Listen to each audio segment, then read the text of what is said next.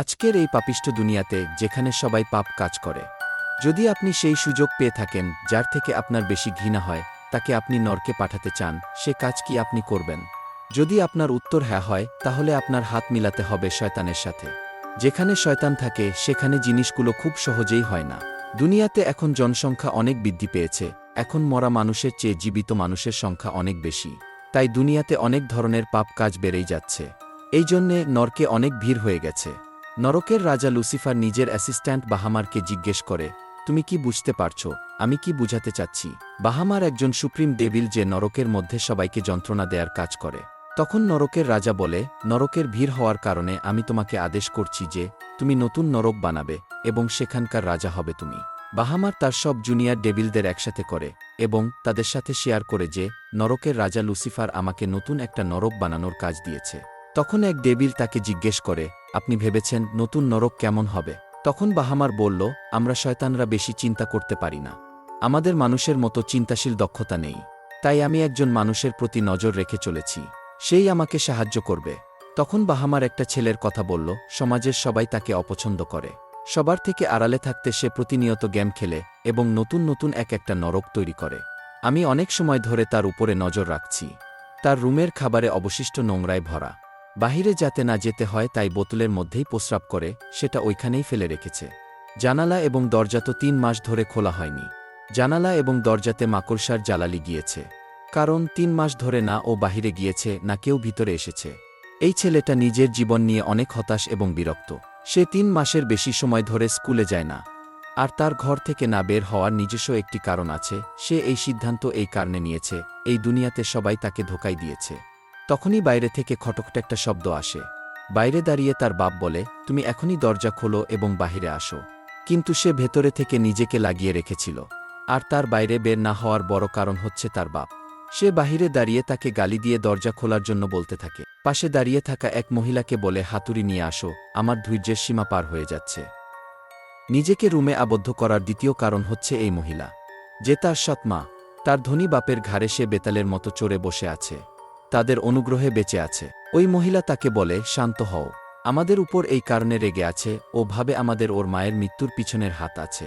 ওর বাপ তাকে জড়িয়ে ধরে এবং বলে, এইখানে তোমার কোনো দোষ নেই, তুমি তো ওর হেল্প করতে চাচ্ছ যাতে ও ভালোভাবে জীবন কাটাতে পারে।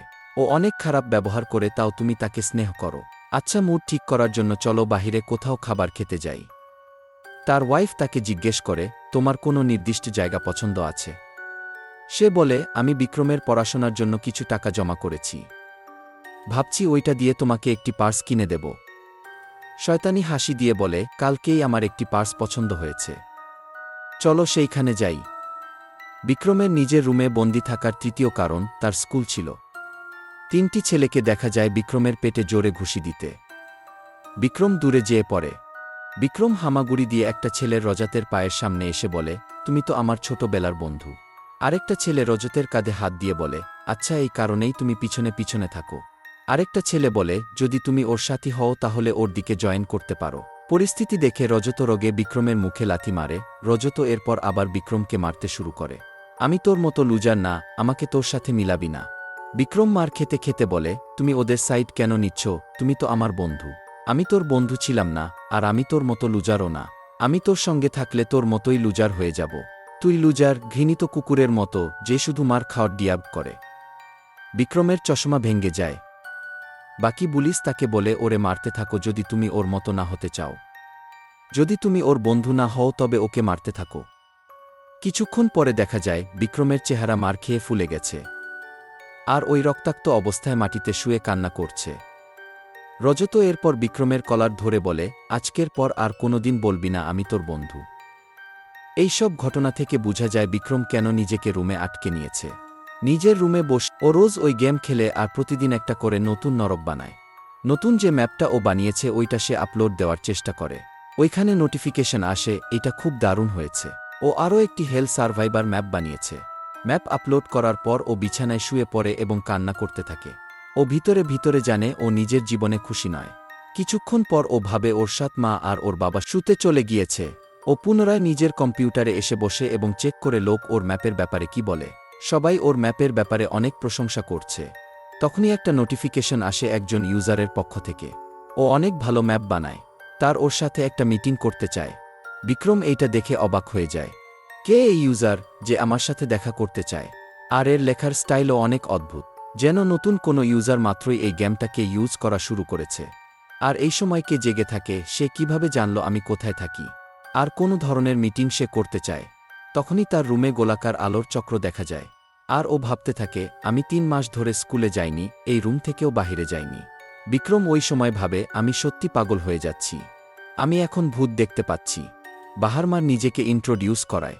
বিক্রমের হাত ধরে উঠিয়ে বলে, আমি কোনো ছোটখাটো ভূত না, আমি সুপ্রিম লেভেল ডিমেন। বাহামার বিক্রমকে নিচে ফেলে দেয়। এতে বিক্রম আরও বেশি ভয় পেয়ে যায়। বাহামার বিক্রমকে আবার ধরে বলে, তুমি শান্ত না হলে আমি তোমার মগজ বের করে খেয়ে নিব। এটা শুনে সে কিছুটা শান্ত হয় আর একটি সোডা ক্যান ওপেন করে। বাহামার বলে, আমার কাছে তোমার জন্য একটি বিজনেস অপরচুনিটি আছে। সোডা ক্যান তাকে দেওয়ার পর জিজ্ঞেস করে, সত্যি কি এই গেমের উজার একজন ডিমন? আমি শুধু ডিমন না, আমি একজন সুপ্রিম ডিমন। বিক্রম জিজ্ঞেস করে, কি ধরনের বিজনেস অপরচুনিটি? তুমি ম্যাপ বানানোয় অনেক পারদর্শী। আমি নিজেও একটা নরকের মালিক হয়ে যাব যদি আমি একটা ভালো নরক বানাতে পারি। আর তুমি এই কাজে অনেক দক্ষ। বাহামার সোডা ক্যান নিয়ে পান করা শুরু করে। এটি বাহামারের কাছে নতুন জিনিস ছিল। বাহামারের খুব পছন্দ হয়। এর মাঝে বিক্রম বলে, তুমি কি আমার ম্যাপগুলো দেখেছিলে? তুমি এই ম্যাপ বানানোয় খুব এক্সপার্ট, কিন্তু তোমার বিশেষ কিছু জিনিস আমার খুব পছন্দ হয়েছে। যেমন, এটার ভিতর অনেকগুলো ট্রেপস আছে। তুমি বাকিদেরকে আশা দেখাও যে তারা এই পথ দিয়ে বের হতে পারবে, কিন্তু তাও এক ধরনের ফাঁদ হয়। এতে প্লেয়াররা আরও বেশি ফ্রাস্ট্রেটেড হয়ে যায়। আর এই নরক থেকে বের হওয়ার কোনো রাস্তাও থাকে না। আর আমার এই ধরনেরই একটি নরকের প্রয়োজন। এত ভয়াবহ হওয়ার পরও এই নরকগুলো দেখতে অনেক সুন্দর। আমি এই নরকগুলো তাদের কথা ভেবে বানিয়েছি, যাদের থেকে আমি বদলা নিতে চাই, যারা আমাকে অনেক কষ্ট দিয়েছে। বাহামার বলে, আমার ডিল হচ্ছে, লুসিফার আমাকে একটি কাজ দিয়েছে। ও আমাকে ২০তম নরকের মালিক বানিয়ে দেবে যদি আমি একটি অসাধারণ নরক বানাতে পারি। দিন দিন পাপীদের সংখ্যা বাড়ছে, যার কারণে নরকেও জায়গা কম পড়ছে। আমি চাই তুমি এই ম্যাপে যেমন নরক বানিয়েছ, তেমনি বাস্তব একটি নরক বানাও, বা এর থেকেও ভালো নরক তুমি বানাও। বিক্রম বিশ্বাস করতে পারছিল না তার সাথে এই সব হচ্ছে। আমি কখনো ভাবিনি আমি একটি সত্যিকারের নরক বানাবো, কারণ আমার ডেভিলের সাথে কোনো সম্পর্ক রাখার ইচ্ছা নেই। এটি নৈতিকতা বিরোধী কাজ। আমি যেমন জীবন পার করছি আমি এতেই খুশি। বাহামার আশেপাশে দেখে বলে, তুমি এমন নোংরা জীবন নিয়ে কিভাবে খুশি থাকতে পারো? তুমি এইখানে থেকে কিভাবে বেঁচে আছো? তুমি বাইরের কারো সাথে মিশো না, তোমার কোনো বন্ধু নেই, তোমায় কেউ পছন্দ করে না, আর তুমি বলছো তুমি এই জীবন নিয়ে খুশি আছো? আমি এখনো আমার পুরো কথা শেষ করিনি। এইটা দেখার জন্য যে ওই নরক সঠিকভাবে কাজ করে, আমাদের একটি এক্সপেরিমেন্টও করতে হবে। বিক্রম ভাবে, এক্সপেরিমেন্ট? কিন্তু আমরা ওইখানে কি করব? আমি তো এইটাও জানি না নরক দেখতে কেমন। যদি তুমি এমন নরক বানাতে পারো যেখান থেকে কেউ কোনো দিন বের হতে পারবে না, তাহলে আমি তোমাকে নরকের চাবি দিব, যেটা দিয়ে তুমি যাকে খুশি তাকে নরকে পাঠাতে পারবে, যদি সে পাপ করে থাকে তো। বাহামার ভালো করেই জানত বিক্রমের জীবনে কি হয়েছিল, আর ও তাদের কতটা ঘৃণা করে। আর এই ব্যাপারেরই সুযোগ বাহামার নিয়েছে। এতে বিক্রম রাজি হয়ে যায় ওই কন্ট্রাক্টে সাইন করার জন্য।